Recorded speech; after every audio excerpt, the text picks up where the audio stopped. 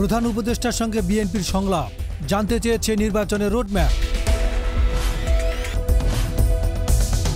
প্রধান উপদেষ্টার কাছে জাতীয় নির্বাচনের রোডম্যাপ চেয়েছেন বলে জানিয়েছেন বিএনপি মহাসচিব মির্জা ফখরুল ইসলাম আলমগীর। শনিবার বিকেল ৪টায় রাষ্ট্রীয় অতিথি ভবন যমুনায় প্রধান উপদেষ্টা ড মোহাম্মদ ইউনূসের আমন্ত্রণে সংলাপ শেষে তিনি কথা বলেন। তিনি বলেন, সংলাপে নির্বাচন সংস্কার এবং রোডম্যাপ দিতে বলেছি। ইউনিয়ন পরিষদ বাতিলের দাবিও জানানো হয়েছে সংলাপে।